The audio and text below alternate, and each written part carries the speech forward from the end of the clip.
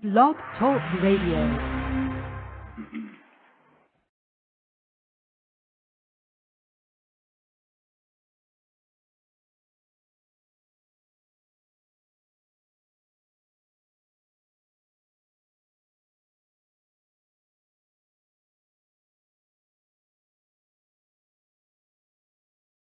Boa noite, meus amigos. Estamos aqui de volta.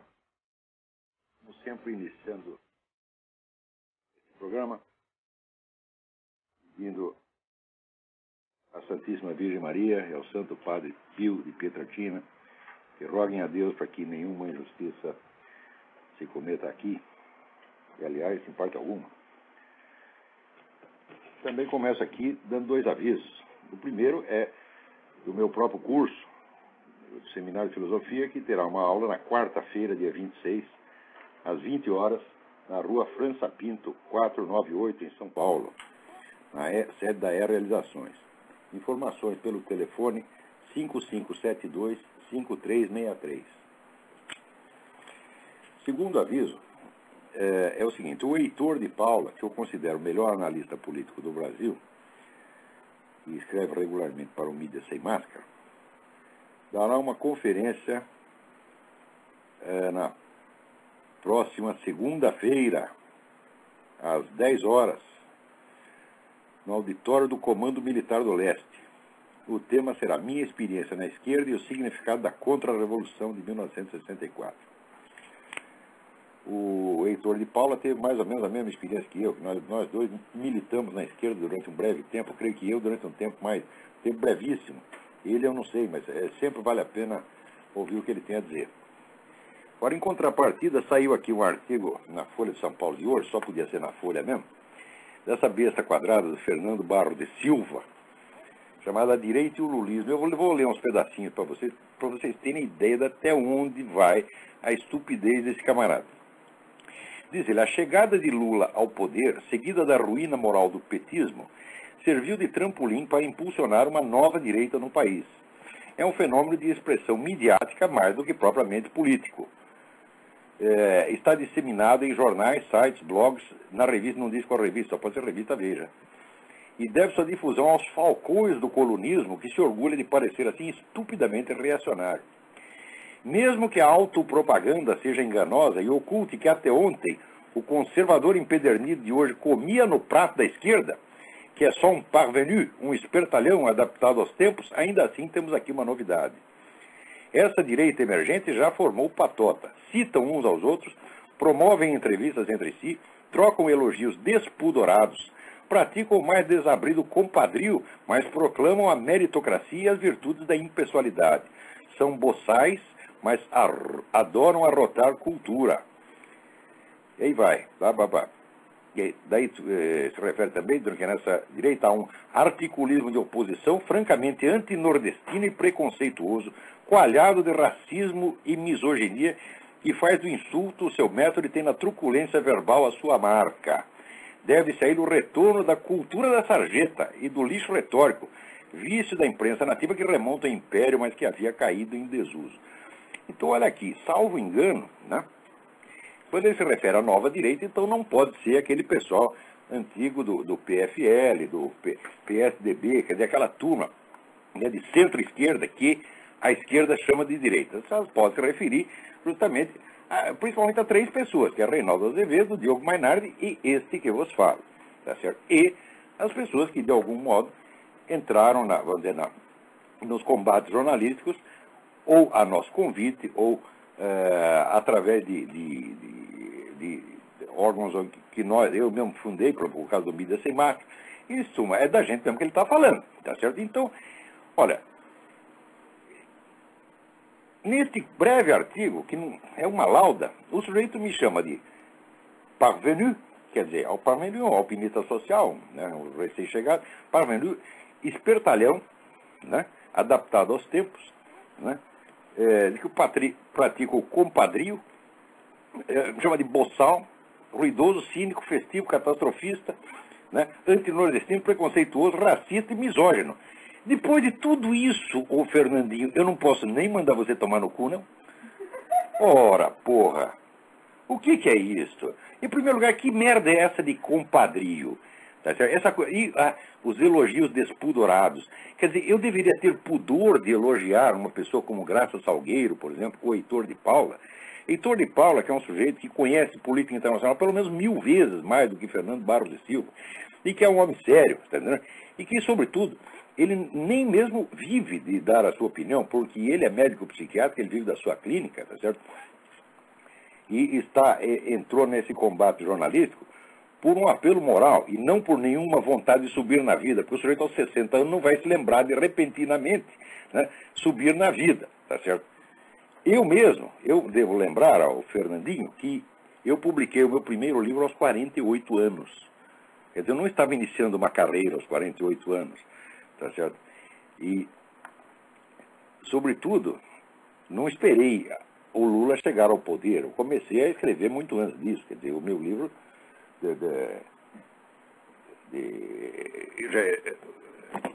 A Nova Era da Revolução Cultural foi publicado em 94, 95, tá certo? Agora, uma pessoa como a Graça Salgueiro, por exemplo, que é uma pessoa isolada, pobre, sem recursos, que sozinha, tá certo, empreende uma luta para manter vivo o jornalismo, que é aquilo que vocês prostituíram, todas as notícias que vocês escondem, ela dá no Nota Latina, tá certo? E faz isso sem remuneração nenhuma, sem apoio político nenhum, e não está visando nenhum emprego, nem subir na vida, nem coisa nenhuma, tá certo? Eu não devo elogiar essa pessoa, devo elogiar você, ô Fernandinho. Ora, porra. O fato é o seguinte, o fato é que durante 20 anos, gente como você, esse lixo de gente como você, dominou o jornalismo brasileiro 100%. Tá certo? Só dava vocês. De repente começa a aparecer outras pessoas que falam o contrário, você perdeu o monopólio e está evidentemente, né, todo dolorido, não está gostando disso. E já quer calar nossas vozes, já acha ruim. Não pode ter. Olha, 3 colunistas e 2 ou 3 jornaizinhos eletrônicos já é demais para o Fernandinho. Não é isso? Do outro lado pode ter a Folha de São Paulo, Estadão, a Globo, pode ter todo mundo. Mas nós não podemos dar nossos palpites. Ele está aqui indignado. Fernandinho, nunca vi você escrever com tamanha veemência contra a esquerda. Tá certo? Aliás, você é um dos culpados pela atual situação. Esses 50 mil brasileiros que estão morrendo anualmente, graças a Comando Vermelho, PCC, com a ajuda das Farc, isso jamais teria chegado a acontecer, tá certo? Se prostitutos do jornalismo, como você e esse seu patrãozinho, Otávio Frias Filho, não tivessem escondido a existência do Foro de São Paulo durante 16 anos. Vocês sabem perfeitamente disso. Então é o caso de perguntar, Fernandinho, quanto seu patrão ganhou para calar a boca? Já dizia o Gondim da Fonseca que o jornal ganha pela notícia que não sai. Vai dizer que a Folha de São Paulo não tirou vantagem nenhuma desse silêncio? É absolutamente impossível, Fernandinho. E o seu próprio silêncio? Me mostra aqui um artigo seu, um único artigo seu que tenha mencionado as relações entre o PT e a Farc no quadro do Foro de São Paulo ao longo desses 16 anos. Você ficou quieto e nós conseguimos furar esse muro de silêncio e você está puto da vida. Porque a nossa presença prova que você é um vigarista, que você é um mentiroso, que você é um safado, que você não tem direito nenhum de estar no jornalismo, que a única coisa que você devia fazer com a sua opinião é aquela que eu já expliquei na semana passada. É o supositório de opinião. Você compra a cápsula vazia da farmácia, enfia a sua opinião ali, guarda a sua opinião, espreme bem e enfia no rabo. Que isso já seria até bom demais, porque eu acho que se você fizer isso, você vai morrer. Porque a sua opinião é tão perversa, tão mentirosa, tão venenosa, que ao entrar na circulação do seu próprio sangue, você é capaz de morrer. Você é capaz de pegar a AIDS de você mesmo. Você pega a sua opinião e injeta ali, experimenta. Se você não pegar AIDS, olha que eu aposto com você. A sua opinião dá AIDS. Porque é só mentira. Você não tem honra, você não tem vergonha, você não é jornalista coisíssima nenhuma. E o que há entre nós, Fernandinho, não é uma divergência ideológica, eu nem sei qual é a sua ideologia. Eu sei apenas que você é um mentiroso, salafrário. Tudo isso que você escreve aqui é tudo mentira. Você vai me provar, cadê a misoginia? Quer dizer, é porque o Reinaldo Azevedo chama a mulher dele de Dona Reinalda, ele é misógino. Quer dizer, essa interpretação caluniosa, paranoica, doente, É isso, é que é o jornalismo, e você chama de jornalismo? Ora,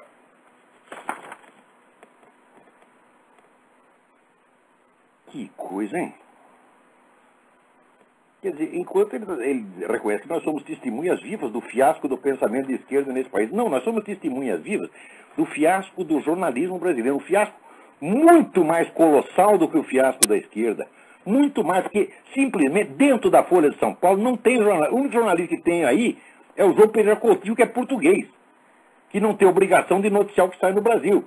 Mas vocês todos, não tem um jornalista dentro dessa redação, só tem ocultador e mentiroso. E no Estadão está a mesma coisa, porque ó, saiu aqui, agora está aí o tal do seu Demétrio Magnoli, falando toda hora do Foro de São Paulo.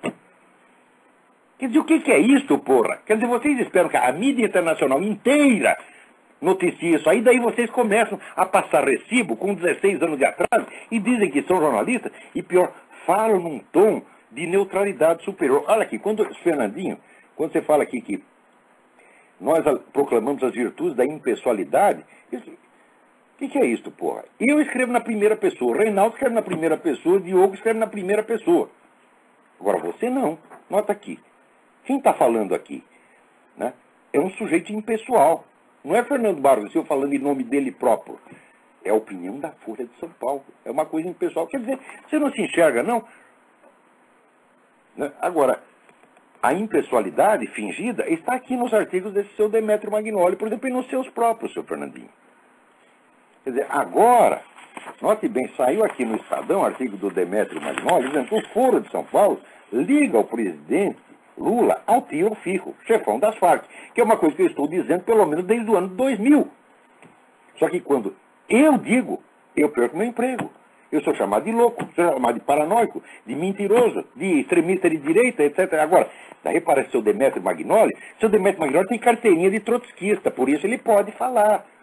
Ele pode passar recibo, tá certo, no que eu venho falando, pode passar recibo sem, como é que diz, sem mencionar a fonte, sem reconhecer. Por que ele faz isso? Porque ele sabe que essa ocultação não foi apenas uma falha jornalística, foi um elemento essencial para o sucesso do Foro de São Paulo.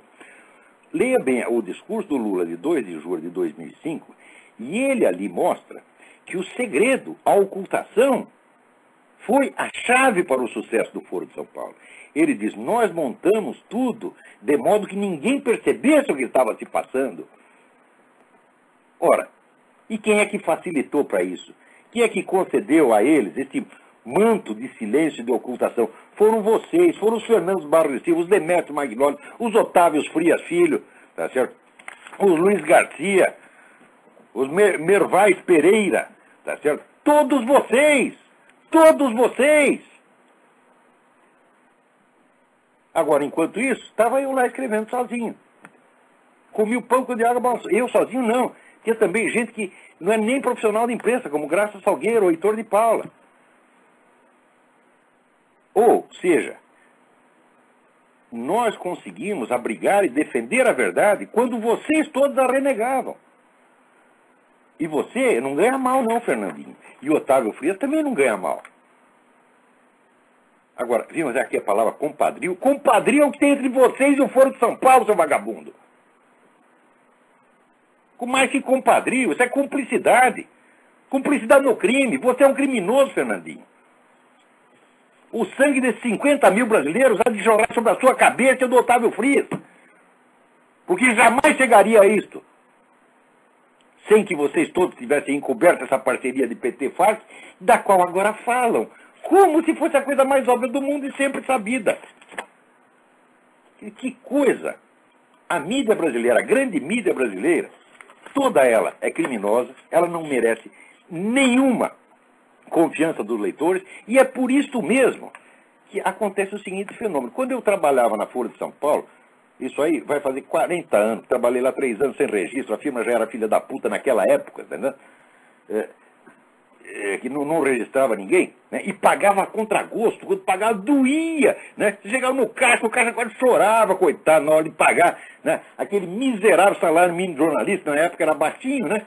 Quer dizer, para mim era um dinheirão, porque eu antes tinha trabalhado de office boy, então, para mim o salário de jornalista era muito bom, mas não adianta nada o salário ser muito bom se ele não vem, né? E, então a gente ali tinha que ficar na fila como pedindo favor, né? Por favor, seu Caixa, excelência, dá para pagar dessa vez? Né? Era assim, porra. Né? E vai lá ver a multidão de processo trabalhista que tem contra a Folha de São Paulo. Tá certo? Vai lá ver. Então, olha, enquanto nós estávamos contando a verdade, vocês estavam ocultando. E graças a isso é que chegamos a esses 50 mil brasileiros mortos por ano. Chegamos a mais ainda. Lê a revista Isto É desta semana, que também vai estar dizendo óbvio. O Brasil tem hoje uma guerrilha que tem 20 vezes mais combatentes do que o PCdoB tinha na guerrilha do Araguaia, na década de 60, 70. Quer dizer, a situação hoje, quando eu escrevi 2 anos atrás, a situação hoje é muito pior do que em 1964, mas muito pior. Porque, primeiro, estamos repetindo a mesma situação, só que em dimensões incomparavelmente maiores. A esquerda latino-americana hoje tem uma organização supranacional, não é isso? Fortíssima, com todo o dinheiro de Hugo Chávez, com todo o dinheiro do narcotráfico, que na época não tinha, não é isso? E hoje, praticamente não há uma direita politicamente organizada. Esse próprio merda desse Fernandinho reconhece que a nova direita é um fenômeno apenas jornalístico, não político. Não tem um político ali. Eu não sou, nem jamais serei candidato a merda nenhuma, nem Diogo Maynard, nem Reinaldo Azevedo. Nosso negócio é o jornalismo e a cultura e não é política, não. Não temos interesse em jogo, mas vocês todos têm. Você tem interesse e até empresarial em jogo. Tá? Então, quando eu disse que a situação era mais grave do que em 64, todo mundo diz, você está exagerando, você é louco, você é paranoico. Agora está aí.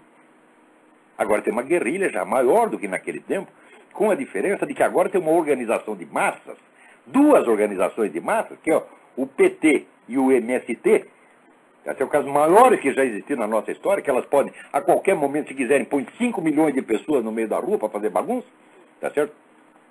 Tem uma rede de articulações com gangues criminosos, de narcotraficantes, sequestrador, assassino, contrabandista, etc. Já que na época não tinha toda essa organização, ou seja, hoje está infinitamente mais perigoso.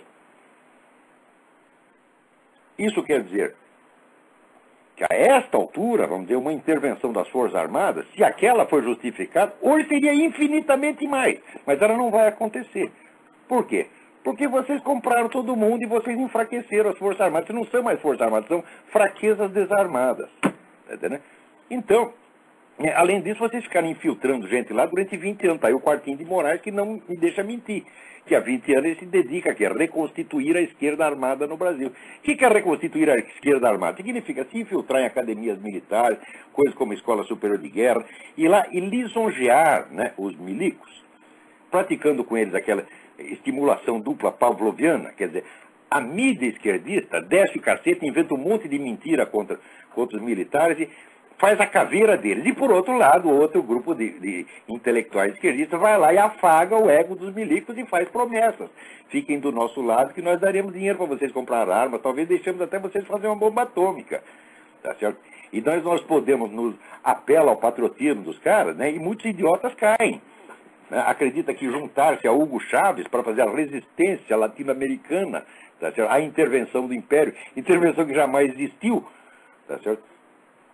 Então, é assim que se faz, meu filho. Ataca por 2 lados. Aliás, isso é dialético.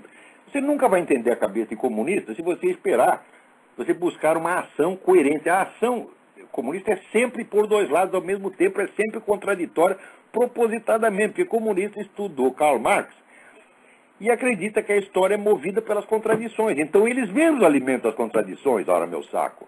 Então, por exemplo, se fizesse uma campanha unilateral contra as Forças Armadas, o que aconteceria? Você uniria as Forças Armadas contra a esquerda. Então, você não faz isso. Você faz uma campanha contra e uma campanha a favor. Você vai pela calúnia e pela lisonja ao mesmo tempo. Isso é um fato assim, observável empiricamente. É só você ler os artigos que saem lá na revista da Escola Superior de Guerra, está cheio de artigos de esquerdistas tentando convencer os milicos de que é preciso formar uma nova política de segurança nacional voltada contra quê? Contra o Império. Porque o Império está tomando a Amazônia. Chega lá na Amazônia, não tem um só representante do Império. Tem um monte de representante da ONU, que é exatamente a força internacional anti-americana. Mas não importa se é a ONU. Né? Eles se prevalecem da confusão e exploram a boa-fé popular. Porque falam, os caras estrangeiros são gringos, então é americano. O americano está metendo a pata na Amazônia. Quer dizer, vocês não percebem que esse pessoal de esquerda faz vocês de trouxa, não? Com a ajuda dos seus puxa-sacos, Otávio Frias, Fernando Barros de Silva. Porra, meu Deus do céu! Falei essa matéria desse aí, vocês vão ter ideia da gravidade que a coisa está. Isso poderia ter sido evitado. Não foi graças aos Fernandinhos Barros de Silva. O Brasil não precisava ter essa guerrilha, como não precisava ter um PCC. Anos atrás, quando o outro Fernando, né? Não é o Fernando Barros de Silva, o Fernando Beiramar. Às vezes tem uma certa dificuldade de distinguir, tá certo? Mas o Fernandinho Beiramar disse que comprava 200 toneladas de cocaína das Farc por ano. Naquele momento precisava ter aberto uma CPI para investigar as relações entre PT e Farc no quadro do Foro de São Paulo. Naquele momento. Quer dizer, o Brasil já está vivendo na total ilegalidade. E os culpados foram vocês, os Fernandos Barros de Silva e Demetrio Magnoli, etc, etc. Porque, vamos dizer, a democracia, ela depende essencialmente da circulação de informações. Se existe o controle da informação, se a informação é sonegada, o povo não pode decidir. O que adianta você ter? Ah, nós temos eleições livres, né? Olha que maravilha. Temos eleições livres. Você viu, em 2002, 4 candidatos tudo de esquerda. Tem uma eleição livre entre pessoas de esquerda. Não pode ter oposição, porque a oposição é assim, é só em questão de detalhe, como diz o próprio Fernando Henrique, né? E Cristóvão Buarque, entre nossos partidos não há divergência ideológica, só há uma disputa de cargo. Isso pode haver, isso que vocês chamam de democracia. Agora, isso já é um absurdo, mas isto, menos a circulação de informações, como é que você tem a cara de pau de chamar isso de democracia, porra? Tem alguém na linha aí? Então, alô, quem é? Tá ouvindo? Estou ouvindo perfeitamente, quem é? Aqui é Juan de Canérica, tudo bom? Da onde? De Connecticut. Ei, Yeah, tudo bem? Eu pulei fora do barco também, vi que ele tá afundando, pulei fora. Muito bem, o negócio lá tá mal parado. Mas, Olavo, a eleição tá vindo aí e eu te pergunto, aqui nos Estados Unidos vai dar Obama, não tem jeito, é febre. E eu acho que não vai dar Obama, não. Vai dar Hillary, então? Não, eu acho o seguinte, quem está levando vantagem nisso tudo é o McCain. Porque da Hillary e o Obama estão se pegando que nem gato e cachorro e toda hora está vazando mais informação, mais informação. Esse negócio Você viu que com a revelação do negócio do reverendo Jeremiah Wright, que é um cara anti-americano, racista, etc, etc, as preferências do Obama baixaram 7 pontos. Mas, Olavo, mas o povo é imbecil. Às vezes o povo, a coisa é tão, até que nos Estados Unidos, a coisa é tão gritante que o povo fala, não é armação contra o cara. Isso não é verdade, estão armando contra o cara. Pois é, quer dizer, é uma fé religiosa que eles têm no Obama, né? É obamolatria, né? Eu acho que, agora se deu... Incentivado pela grande mídia aqui, que é vamos colocar 100% comunista e anti-americana. Quer dizer, o New York Times, CNN, é o que esse pessoal quer afundar com os Estados Unidos para criar o governo mundial. Sei. Agora vamos trabalhar com a hipótese. Deu Obama, o que acontece? Olha, nós vamos para a Zâmbia. É mesmo? Ele vai tirar... Mas eu acho que não. Aqui ainda tem condição de lutar. No Brasil aqui não tem. Deixa eu te falar uma coisa. Você é cidadão americano? Eu tenho green card, eu sou residente. Não, aquele que pegar a cidadania americana tem que lutar. Eu não posso participar pessoalmente dessa luta aqui. Mas posso dar informações, posso ajudar, não posso entrar, não posso ter, como é que atuação partidária, mas posso dar informação. Aliás, tenho dado. Eu caso com você, eu te dou o papel, porra. Aqui. Mas, Olavo, o negócio é o seguinte, no Brasil, quem que é candidato? Aécio, sei lá, aquele cara, eu sou mineiro, sou lá da terra daquela bichona do Itamar Franco. Aécio não dá. Tá uma merda. O Alckmin não vai sair. O Serra eu não sei qual é a dele. Você vai votar em quem no Brasil? Não é para votar, não.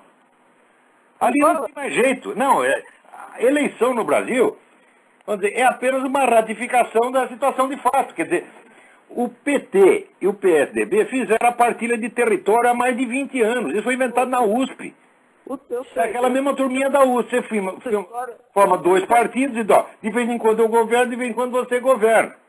Olavo, eu vou falar uma coisa com você. Você não acha que por você ter conhecimento intelectual, ter formação, ter estudado essa merda, entender o que está acontecendo, porque a gente, na nossa ignorância, a gente que é pessoa que não entrou nesse mundo de muita leitura, de acompanhar o que está acontecendo, a gente não consegue entender. Você não acha que você tinha obrigação de sair candidato a presidente? Você não vai ganhar. Não, porque, veja, a minha primeira obrigação é não ter as pretensões que esses caras têm. Eu não sou capaz de gerenciar um posto de gasolina, quanto mais um país. Eu sou capaz de fazer exatamente o que eu estou fazendo. Com 10 minutos na televisão, todo dia de programa eleitoral... Ah, mas não, aí é por você. Eu tenho um programa na televisão, eu adoraria ter um programa. Se eu tivesse um programa na televisão, meu filho, uma vez por semana, o Brasil não tinha chegado a isto. O negócio é o seguinte... Eu te juro que não tinha, porque essa coisa de Foro de São Paulo já tinha sido estourada. Presidente, agora você poderia ser um candidato a um deputado e ser o antipetista. Você pode ter certeza, o senador, você ia ser o mais votado, o antipetista. Você tinha que sair alguma coisa para você mastigar o dinheiro que eles roubam lá, você punha no bolso e investia. Mas quem é que vai pagar minha campanha, rapaz? Os caras jamais me deixariam chegar lá. E segundo, eu mesmo não ia aguentar, porque, olha, eu não tenho jeito para isso. Eu não posso, assim... Se eu fico sem dizer exatamente o que eu penso, do jeito que eu penso, eu fico doente.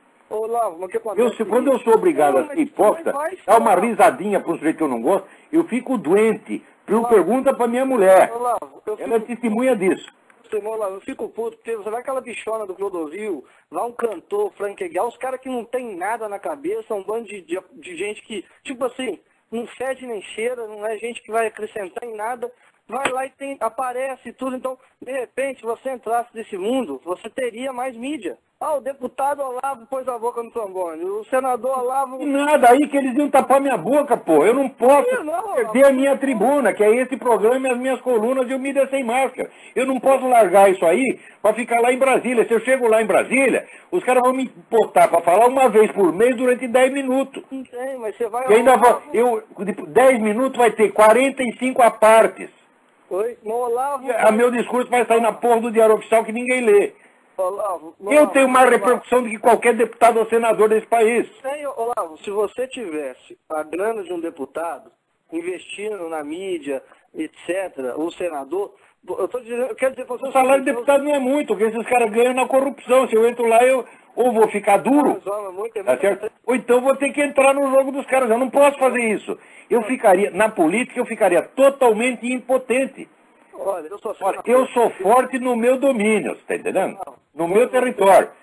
Que é o jornalismo, a educação. Aí, digo, olha, aí ninguém pode comigo, não.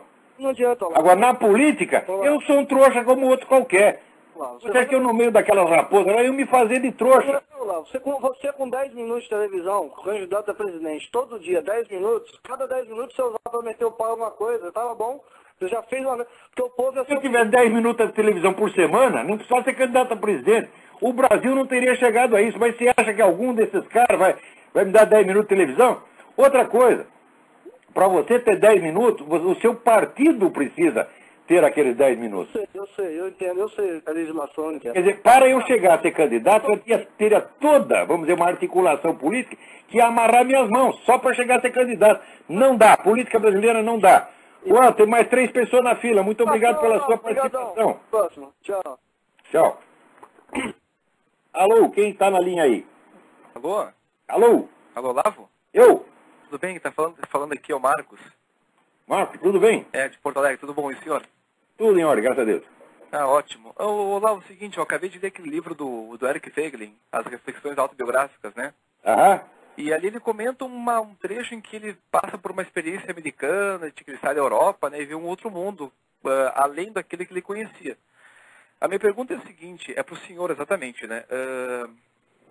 Qual o impacto da experiência americana para o senhor na tua vida intelectual, ou seja, na tua vida profissional, intelectual, e também na tua vida pessoal? Olha, o impacto assim, é brutal, porque é aqui que a gente vê como a nossa vida no Brasil é miserável, do ponto de vista intelectual. É vida animal. O Brasil não é a situação intelectual no Brasil não é humana, é animal. Você não tem acesso à informação, você só tem essa conversa mole marxista, entendeu? Você não tem acesso a tudo que está sendo discutido no mundo. Ou seja, o Brasil está isolado do mundo. Os caras cercaram mesmo. Os Fernandos Barros e Silvas e Otávos frias, quer dizer, os donos dos canais têm obrigação de contar as coisas e divulgar. Não, eles escondem tudo, porra. Por exemplo, no Brasil, outro dia eu peguei um jornal, nem lembro que jornal era. E tem assim, tinha uma notícia assim. O impacto do caso dos passaportes investigados, né? Como é que se diz? Abala as eleições americanas, fizeram um barulho danado. No dia seguinte ninguém mais fala nada. Procura o jornal de hoje, você vai ver, não tem uma palavra. Sabe por quê? Porque descobriram que quem fez aquilo foi um assessor do Obama. A mídia brasileira imediatamente já cala a boca e ninguém mais fica sabendo de nada. Você está entendendo por que não pode viver no Brasil? Sim, aqui diz que foi Washington, né? Mas é uma bobagem. Não, no começo a primeira suspeita cai no governo, evidentemente. Só que no dia seguinte foi lá investigar e tinha lá um cara que era assessor do Obama. Só que aqui é noticiado, lá não. Lá não é noticiado coisa nenhuma, porra. Aqui, tudo que o pessoal da esquerda fala, a direita responde e vice-versa. Lá não, meu filho, só tem esquerda. Agora tá aqui, aparece 3 colunistazinhos falando pelo outro lado e os caras já ficam bravos, já nos xingam, não querem. Quer dizer, como é que pode viver num país desse, porra? Quer dizer, um país que o Gilberto G ministra cultura. Porra, onde é que pode parar um negócio desse, meu saco? Pois é. E também o senhor podia fazer um paralelo, mais ou menos, dessa experiência... Então, olha, eu tenho tanta dó de mim de ter vivido 58 anos no Brasil, eu não penso nisso, porque senão eu choro, eu vou ficar com dó de mim, ficar com autopiedade. A autopiedade é doença. Eu não posso pensar muito nisso. Agora, por exemplo, o acesso que eu tenho aqui para o comprador de livros, os Estados Unidos é o paraíso. Não existe nem jamais existirá um lugar como esse. Aqui você tem acesso ao livro que você quiser, barato, acessível, você está entendendo? Você pega aí no sebo, você vai lá, compra por $2, $3, coisa que às vezes no Brasil eu procurei durante 30 anos e não tinha. Aqui, você vai na esquina e compra por $2, porra. Você quer participar do debate de ideias, você tem todas as correntes, tem, vamos dizer, a quantidade de informação que o americano médio tem para opinar nesses blogs, você entra nesses blogs de discussão, vê a quantidade de informação que cada pessoa tem lá, e no Brasil o professor universitário não tem, senador não tem, oficial das Forças Armadas não tem. Quer dizer, qualquer cidadão americano, se eu pegar aqui a minha vizinha, enfermeira, ela está sabendo mais do que um senador da República no Brasil. É esse o impacto. Você está entendendo? Sim, sim. Desde do ponto de vista cultural, né, aqui tem leite, lá tem veneno. Pois é. E os casos do que o senhor teve na França e na Romênia, o que pôde ver lá? A Romênia é um caso triste, porque é um povo muito culto, né, mas que vive numa miséria desgraçada. Lá um ministro de Estado ganha $1.000 por mês, o jornalista ganha 100. Eles não têm onde cair mortos. Então você vê aquele bando de pessoas talentosas, os romanos são inteligentíssimos e estudiosos, dedicados, não tem onde cair mortos. Eu tenho uma grande amiga lá que eu queria que ela saísse para me visitar no Brasil. Ela dizia, não, eu não posso, porque eu estou pagando um apartamento aqui há 35 anos, tenho que pagar outros 35, e tem uma cláusula que se eu sair do país eu perco o contrato. Isso é vida, porra! Agora, na França, a França é um país maravilhoso, só que tudo que é maravilhoso lá é do século XII, XIII. O problema da França é que está cheio de francês, tá entendendo? Então, os caras que dão palpite em tudo, é tudo comunista, você está entendendo? Quer dizer, mas o francês, sim, ele sempre quer o comunismo para os outros. Quando que a França foi comunista? Nenhum dia, porque eles não são idiotas. Eles vão fazer o comunismo no Brasil. No Brasil, na América Latina, na África, eles gostam. E para eles? Para eles não, eles querem o capitalismo, que não são bestas. Pois é. Quer dizer, ó, você quer saber como é que é a França? Vou te explicar o que é a França. Você chega lá, todo lugar tem a campanha antitabagística. Não pode fumar, etc, etc, etc. Só que é o seguinte, quem fabrica o cigarro é o governo. Então o governo fabrica o cigarro, ganha um dinheirão com o cigarro, e ele mesmo faz campanha contra o fumo e campanha a favor do fumo. Isso é a França, porra. Quer dizer, aqui lá, a França sempre foi o reino da picaretagem, né? O político francês é uma coisa medonha, medonha, medonha. Não se pode confiar em nenhum. Só tinha o general de Gaulle, que é um homem sério. E aí os caras acabaram botando ele de lá para fora. Tá certo. Tá bom, Lavo. Obrigado pela participação aí. Deus abençoe, obrigado. Para você também. Obrigado, tchau, tchau. Quem mais está na linha aí? Alô? Alô, Olavo? Eu? Beleza? Tô aqui ouvindo você. Tô ligando aí porque meu amigo aí da minha cidade ligou e eu ouvi ele. Quanta abobrinha o homem falou, hein? Puta que pariu. Identifique-se, você não disse o seu nome. O meu nome é Donizete Camargo. Eu moro na cidade de Bridgeport. Bridgepoint. Aonde? Que estado é? Connecticut. É, Connecticut. Eu tô aqui há 20 anos, te ouço toda semana. Toda semana eu tô ligado aí no seu programa. Muito obrigado. Continua aí que estamos dando a força total pra você. É, mas não, eu estou apenas começando.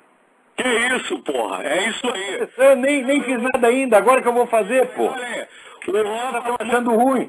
tá macaco no seu galho. É isso mesmo. Continua aí com esse trabalho maravilhoso aí que você tá dando a maior força pra gente aqui, viu, Lato? Brigadão, brigadão. Estamos sempre aprendendo. E aquela merda lá tá no buraco e vai continuar no buraco. Eu acho que lá não tem mais jeito, viu? Não tem mais jeito. Era. Eu acho que acabou. Falou então, Olavo. Um abração. Um abraço, boa sorte. Agora, aqui tem mais alguém, aqui tem uma carta muito interessante aqui que eu gostaria de responder. Olha aqui, carta do Daniel Scherer. Carta muito boa mesmo. Ele diz, gostaria de sanar algumas dúvidas referentes ao seu conceito da paralaxe cognitiva. O senhor diz que o empirismo de Guilherme de Ockham tem alguma relação com o início desse fenômeno, ou mais exatamente com a sua popularização no início da modernidade.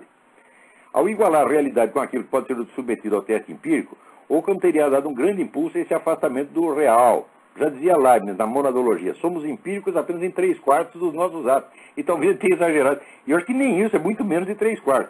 Olha, é só você ver. Quer dizer, aquilo que pode ser submetido a teste empírico é uma fração infinitesimal da realidade.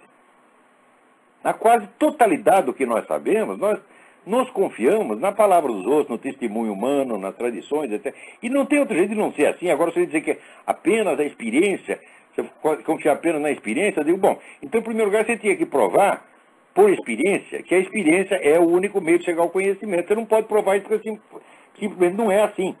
Então, quer dizer, o discurso empirista já é uma coisa que diz uma coisa, mas ele não pode fazer aquilo que ele está dizendo, então ele faz outra e finge que está fazendo essa. Daí prossegue o Daniel Scherer. No entanto, eu me pergunto se não é possível enxergar esse descolamento da realidade em Sigé de Brabant, em particular na sua polêmica com o Tomás de Aquino sobre as duas verdades. Você tem toda a razão, você está montado na razão, porque o nego diz que existe uma verdade na religião, outra verdade diferente na ciência, já é, de certo modo, a paralaxe cognitiva assumida. Mas só não chega a ser paralaxe cognitiva justamente porque é assumida. Porque aí não é paralaxe, porque é uma contradição explícita. Né? Quer dizer, o Sigé de Brabant não fazia questão de ser coerente. Né? Ele estava com uma absurdidade na cabeça e aceitou a absurdidade. Né? Outro ponto, prossegue ele aqui. Outro ponto que eu gostaria de esclarecer é a relação entre a paralaxe cognitiva e a mentalidade revolucionária. Ambas estão, sem dúvida, relacionadas, mas de que maneira? Bom, isso aí precisaria horas para explicar, mas é o seguinte, a mentalidade revolucionária se compõe de vários elementos que vieram sendo criados desde o século I ao século II. Tá certo? Se você for ver aquelas primeiras heresias cristãs, montanismo, donatismo, etc., cada uma criou um pedacinho, que na época não era ainda mentalidade revolucionária, mas eram instrumentos mentais, né, isolados, um aqui, outro ali, que depois, a partir de um certo momento, começou a colar e juntar um desses elementos em um elemento fundamental, a paralaxe cognitiva. Sem paralaxe cognitiva, quer dizer, sem o deslocamento entre o eixo da experiência real e o eixo da construção teórica, construção mental que o sujeito faz, não pode haver mentalidade revolucionária. Então, eu acho que foi a paralaxe cognitiva que permitiu colar todo esse monte de absurdidades, tá, e criar, vamos dizer, esse fenômeno unificado da mentalidade revolucionária. Né? Por exemplo, eu estive observando aí que já no século II havia um heresiarca chamado Montanus. Ele foi o primeiro sujeito que inventou aquela divisão da história em 3 etapas, que depois ficaria famosa com Joaquim de Flora, né? E mais tarde, ainda mais com Augusto Comte. Né? Mas esse sujeito já no século II, ele já tinha inventado isso aí. Ora, se você inventa, vamos dizer, uma divisão da história em etapas, e você sabe, acha que sabe se situar dentro desse escalonamento da história, é porque você sabe quanto que a história vai durar. Você conhece o fim da história. Essa é uma ilusão, evidentemente. Então, o Montanus não era um revolucionário, tá certo? Mas esse elemento importantíssimo da mentalidade revolucionária foi ele que inventou. Isso aí sozinho não bastaria para fazer a mentalidade revolucionária.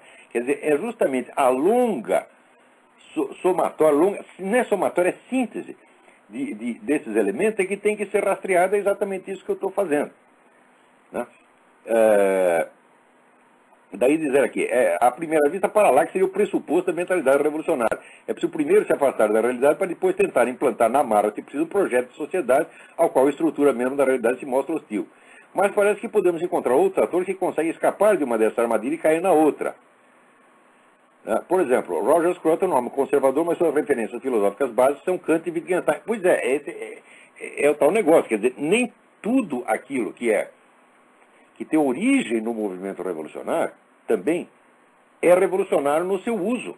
Quer dizer, você pode catar 1000 elementos, eu mesmo pego elementos de Hegel, né? Eu, sob certo aspecto, sou um grande apreciador de Hegel, não de Kant. Kant eu considero uma besta quadrada, mas Hegel tem muita coisa valiosa, mas você precisa tirar aquilo, vamos dizer, do contexto revolucionário, né? Pegar, vamos dizer, é como você desmontar um carro, né? Você desmonta o carro, pega a peça e monta do jeito que você quer. Então, o Roger Scruton, eu acho assim, incrível como é que ele, partindo dessa formação com Kant e Wittgenstein, chegou a ser um dos grandes filósofos conservadores, né? Porque, como diz, a origem é comprometida. Mas e aí a minha origem? Eu comecei marxista, porra. Eu não posso falar dos outros, porque, como dizia o Nelson Rodrigues, meu passado me condena. Tudo isso que eu falo contra os comunistas não é contra eles, não é contra mim mesmo. É contra a minha própria burrice. E não é só comunismo, né? Eu me conheço bem a mim, eu vejo a montanha de obstáculos mentais que existem na minha cabeça contra a verdade, e eu desde os 20 anos de idade me ocupo desmontando isso, porque eu sei que existe uma verdade e sei que existe um sentido na realidade, mas que nós podemos chegar lá e devemos poder percebê-lo. Mas como disse, tem muitos véus na frente, a gente tem que ir arrancando um por um. Eu estou fazendo isso há 40 anos e ainda não cheguei lá. Então, vamos lá, peraí, tem mais alguém na linha. Mas obrigado pela carta do Daniel. Alô? Alô, Olavo? Eu? Tudo bem? É o Alfredo aqui de Connecticut. Oi, Alfredo. Hoje é o dia de Connecticut. Estamos todo mundo aqui. Tá cheio de brasileiro aí, é? Tem bastante aqui. Aqui em Richmond também. Agora estão mandando um pouco embora, tá limpando um pouco a área. Pois é, mas esse pessoal chega aqui e fica ilegal, pô. Tem tanto jeito de você legalizar a situação, tentar lutar para melhorar a situação. Pô. É verdade. Só chega aqui, ganha dinheiro. Eu conheço gente aqui, que chegou, trabalha de faxineira. A mulher tem 3 carros. Tá certo? É assim mesmo. Mora numa casa que no Brasil seria casa no mínimo de diretor de banco. Tá certo? E sabe, ela disse que se fosse americana ia votar no Obama. Que tem muita merda na cabeça, né? Ainda falou mal dos Estados Unidos ainda. Ainda fala mal dos Estados Unidos, é. Você sabe por que os caras falam mal dos Estados Unidos? Porque aqui é muito bom. É verdade. Aqui é um país que você pode falar mal quanto queira, não acontece. Você chama o presidente da República de filho da puta, não acontece nada. Você mente pra caramba, não acontece nada. Isso aqui é o paraíso, rapaz. Verdade. É por isso que a pessoa fala mal. Por quê? Se tivesse na Rússia ou na China ia falar mal, vai falar mal do Putin? Alguém tem. Imagina o Michael Moore em Moscou. Ele ia, só de pensar em falar mal do Putin, já ia cagar nas calças. E olha com aquela barriga ali, ia cagar um bocado. Então... Mas é por falando disso. Na China, né, os caras estão tremendo de medo. Agora chega aqui, aqui pode xingar o presidente, então vamos xingar. É verdade. Quer dizer, são filhinhos de papai. Então, é que nem o sujeito assim, que briga com o pai e com a mãe, tá entendendo? Para não enfrentar o mundo lá fora, tá entendendo? Quer dizer, que o sujeito não tem coragem de, né, viver por conta própria, fica na casa do pai e da mãe, fica brigando com o pai e a mãe. Por que briga com o pai e a mãe? Porque o pai e a mãe estão do lado dele, sabe que eles não vão reagir. Agora, arruma briga na rua, filha da puta. Arruma um inimigo de verdade. É isso mesmo, é verdade. Então, mas, por falar nisso, eu estive conversando esses dias com uma senhora amiga minha, ela é professora aposentada, né? E ela comprou esses pacotes de viagem que vai para Israel, passa pelo Egito, passa por esses outros lugares. E ela me contou algo que eu gostaria que comentasse sobre isso. Ela disse que no Egito, eles estavam com um ônibus lá parado e subiu no ônibus um rapaz, um egípcio, e perguntou se eles eram americanos. Eles disseram, somos. E ele começou a falar, assim, de maneira grosseira com eles e começou a falar para eles, olha, vocês são americanos, vocês têm que nos mandar dinheiro, porque nós estamos precisando de dinheiro, vocês têm que mandar o dinheiro de vocês para nós, e nós odiamos o Bush, nós gostamos do Clinton. Então eu gostaria... Por que eles gostam tanto do Clinton? Ah, o Clinton sempre ajudou terrorista, porra. O Clinton passa a mão na cabeça de toda essa gente. Sempre fez isso, ele e a mulher dele. E mais Ted Kennedy e Nancy Pelosi. Agora, por exemplo, a Nancy Pelosi não quer que fiscalize telefonema de terrorista. Porque esse negócio do grampo do telefone não é que pode grampear qualquer cidadão. Não, pode grampear pessoas que já notoriamente estão envolvidas em atividades terroristas. Então, se o cara telefona do exterior aqui, o telefone dele é grampeado. Agora, já vetou essa lei. É a mesma coisa que ela está dizendo. Então, ou você quer soltar uma bomba aí em Nova York, pode telefonar, pode combinar com seus amigos aqui, que nós não vamos interferir, nós não vamos grampear o seu telefone, nós vamos resguardar a sua privacidade para você poder nos matar a todos sossegadamente. Esse pessoal do Partido Democrata está tudo assim. O Partido Democrata foi invadido por pessoal comunista e eles mandam o Partido Democrata. O Partido Democrata já não é o mesmo de antigamente, meu filho. Não é o partido do John Kennedy, não. Agora é o partido do Michael Moore. O pior que é. Então vamos lá, tem mais gente na linha aí. Tá bom, Lavo, muito obrigado. Obrigado pela colaboração. Opa, obrigado. Mas antes eu quero ler uma cartinha aqui, que o cujo autor pede para não ser identificado por razões óbvias. Né? Li com muito prazer o seu livro Jardim das Aflições e agora entendo por que no curso de graduação em filosofia na Unicamp tivemos várias disciplinas com o senhor Quartinho de Moraes sobre Epicuro. A filosofia praticada nessa instituição resume-se à propaganda ideológica, vista os autores estudados, e as traduções e comentários de outros comentadores. As questões essenciais que sempre motivaram a verdadeira filosofia nunca são abordadas. Gostaria muito que dissesse aos seus ouvintes e leitores que aprendi muito mais filosofia nos livros e artigos de Olavo de Carvalho do que em 5 anos de graduação. Ó, meu amigo, não pode dizer o seu nome, mas você... Caetano, agradeço suas palavras, mas você tem toda a razão, porque, olha aqui, eu pego os alunos meus que estão prosseguindo o trabalho, eu pego o Zé Munir, não é isso? O meu filho, Luiz Gonzaga, tá certo? A minha filha Inês, que acabou de traduzir aí o Eric Wegener, o Silvio Grimaldo, né? Lucas Mafalda, o Martim Vasquez, todo esse pessoal está fazendo um belíssimo trabalho, tá entendendo? Desculpa aqueles que eu não citei o nome, porque não dá para citar todo mundo. Eu reúno a minha patota e desafio todas as universidades do Brasil para mandar não os seus alunos, manda os seus professores. E vamos ver quem sabe mais, quem está mais preparado. O meu filho Luiz Gonzaga sabe mais de filosofia do que todos os professores universitários brasileiros reunidos, sem nenhum exagero. Sem nenhum exagero eu digo isso. Esse menino estudou, não é porque é meu filho, não. Claro que sou pai coruja, claro que me orgulho dele. O cara aqui vai dizer que é compadrio. Eu não sou compadre do meu filho, sou pai dele, porra. Tá entendendo? E elogio meu filho quando eu quiser ver o senhor Fernandinho. Você vai tomar no cu.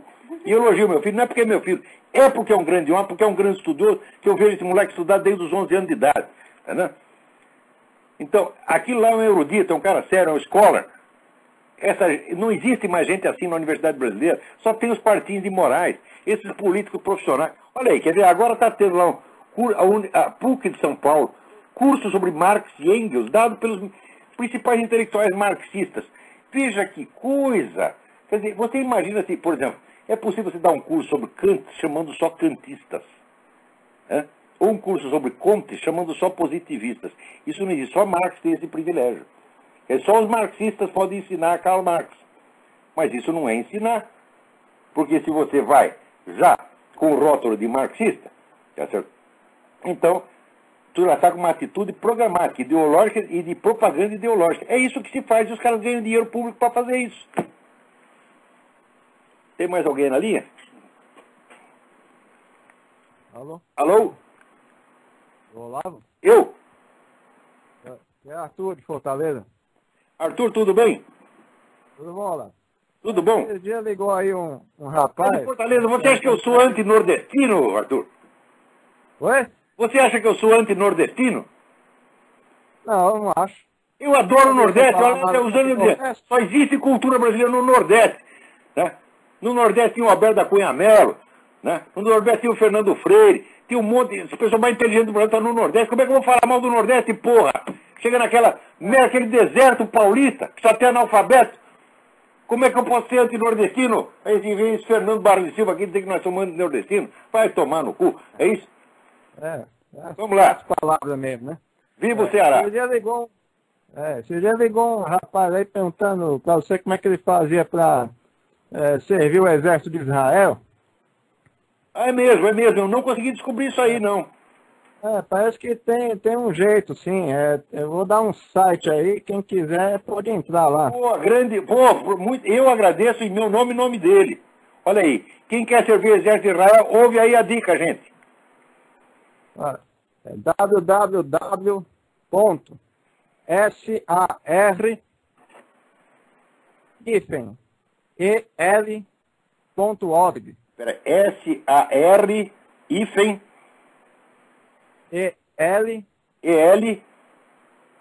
.org. .org. Org. Não, aí de... Oi? É uma sigla para Service for Israel. Peraí, então vamos... repete, por favor. www.sar-el.org. Então, olha aí, SAR-EL.org. Quem quer lutar por Israel, vai lá. Olha, e tem que fazer isso mesmo, porque é um país pequenininho, está cercado de 30 e tantos países que querem comer vivo cada judeu que está lá. Vou lembrar uma coisa para vocês. O filósofo espanhol Ortega y Gasset, que às vezes fazia uma cagada, ele foi um dos precursores da União Europeia, isso é uma bela cagada dele, mas que, por outro lado, era um grande homem. Uma vez, num programa de rádio, pediram um conselho para ele. Deu um conselho para os jovens espanhóis, se eu pudesse resumir tudo num conselho. E ele respondeu o seguinte: prestad noblemente vuestro auxilio a los que son los menos contra los que son los más. Preste auxílio à minoria contra a maioria. Então é assim, onde tem o nego apanhando, é esse que você tem que ajudar. Não é questão de você estar a favor de um ou estar a favor do outro. Não. Vai lá e fica a favor do que está apanhando, que você nunca errará. Né? Tá? Eu já comprei briga na rua para defender o traveco que estava apanhando lá. Aí vão dizer que eu sou homofóbico. Homofóbico é a puta que os pariu. Que eu podia ter eu apanhado, levado um cacete no lugar dele. Felizmente os caras desistiram. Alô, tem mais alguém na linha aí? Pois é, Olavo. Tá? Vou desligar então. Não, agradeço demais. Nada, tudo de bom. Tudo de bom. Tá vendo que é bom ter um programa? A gente, né, tem uma coisa que você pergunta pra gente, a gente não sabe. A gente não sabe, mas alguém sabe. Então a mão lava a outra. Alô, quem tá na linha? Alô, Olavo? Eu? Olavo, Eduardo de Campinas. Eduardo, tudo bem? Tudo bom? Eu liguei semana passada. Sim, tudo bem. Então, Olavo, primeiro eu queria agradecer porque o senhor foi muito gentil comigo. E segundo eu queria perguntar por que o Partido Democrata ficou essa podridão toda. E agora eu vou desligar para as pessoas poderem ligar também. Pô, gentileza sua. Aqui é o seguinte, ou eu sou gentil ou eu já mando tomar no cu logo direto, porque meio termo não tem. Aqui é ame ou deixe. Se o sujeito vier aqui, eu vejo que ele está com boa intenção, vai ser tratado que nem um príncipe. Agora, veio com treta, já manda merda logo, né? E você, Eduardo, você é boa gente, você veio com uma pergunta muito sincera, né? Gostei mesmo da sua pergunta. E então vamos lá. Agora, essa pergunta sobre o Partido Democrata, essa coisa começou no tempo que teve aquelas investigações do Comitê de Atividades Anti-Americanas. Porque o tal do Joe McCarthy descobriu muita coisa, muita mais coisa do que ele mesmo conseguia imaginar. Tá certo? E ele não descobriu nem 10% do que havia em matéria de penetração comunista. Quando começou, vamos dizer, a revelar isso aí, isso era no governo Truman. Então o que acontece? O Partido Democrata começou a se defender.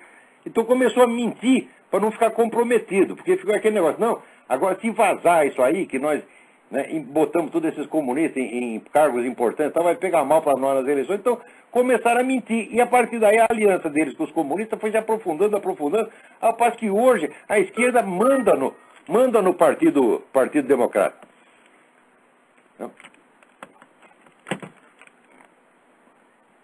Então, vamos lá. Quem mais está na linha aí?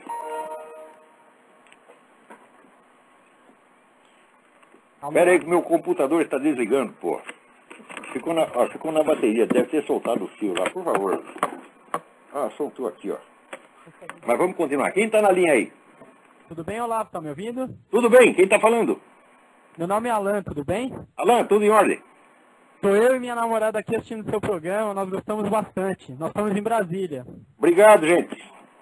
Ô, Olavo, eu tive a oportunidade de estudar em uma universidade pública famosa, a Unicamp, e também tive doses cavalares de marxismo. É só o que eles têm, é só o que esses idiotas sabem. Gostaria, inclusive, que você lesse meu blog. Eu fiz um texto, fiz vários Aí é o nome do blog que eu vou lá. É blogdoeconomista.blogspot.com. Blog do Economista. .blogspot.com. Eu vou olhar durante a semana. Também tenho textos no VID, Vigilância Democrática. O César Kim também escreve lá, ele fez um curso com você. Muito bem. Conhece. E a gente está escrevendo sobre o assunto, debatendo, né? E eu queria te perguntar os blogs são a salvação da imprensa brasileira. Às vezes, se não tivesse blog, não tivesse internet, ninguém no Brasil estava sabendo de nada. Eu sou muito grato ao senhor que me explicou isso aí, viu? Então, eu escrevi um texto sobre o livro proibido, que é o do Roberto Campos, aquele que fala o Lanterna na Popa, né? Nas universidades pouco se debate sobre aquele livro.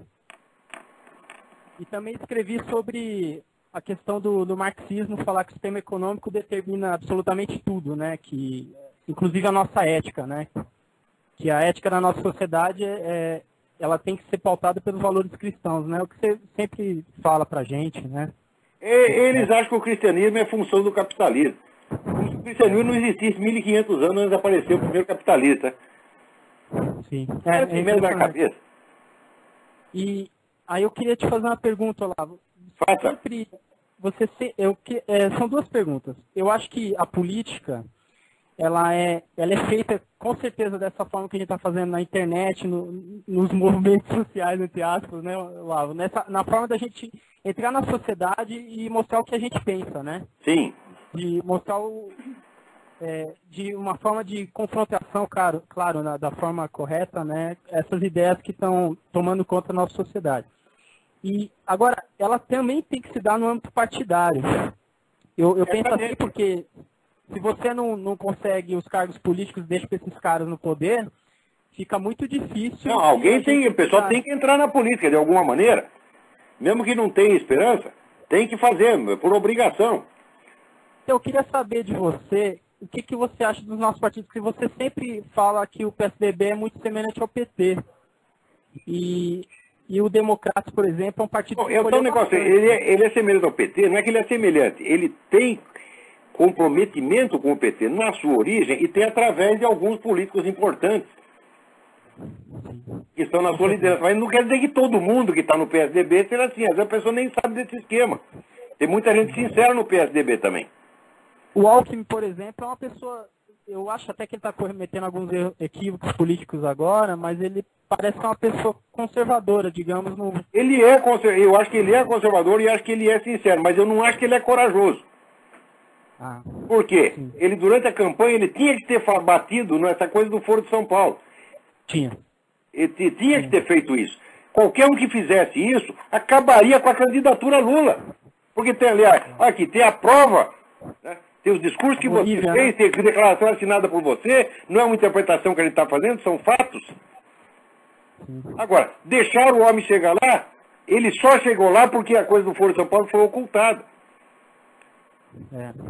Então é isso, olha, tem mais duas pessoas aí, mas não vai dar tempo para atender mais ninguém. Quantos minutos nós temos? Tá bom lá. Um minuto não dá para fazer mais nada. Então lamento os que ficaram na fila, lamento os e-mails todos que ficaram sem ser comentados, é uma pena, né? Esse programa. Obrigado, Olavo. Obrigado, eu. Visita meu blog, por favor, tá? Blog do Economista e o Júlio Severo, blog dele. Não deixem de ler a entrevista do Júlio Severo que ele deu aqui, traduzida pelo Matthew Hoffman, a entrevista em inglês. Não, eu queria comentar isso, mas não vai dar tempo, né? O Júlio Severo adverte as pessoas, cuidado, o programa do Olavo é muito bom, ele diz muitas verdades, mas cuidado com os palavrões, né? Mas, ó, Júlio, adoro você, Júlio, mas eu não vou parar de dizer palavrão, não. Então, até a semana que vem. Muito obrigado a todos.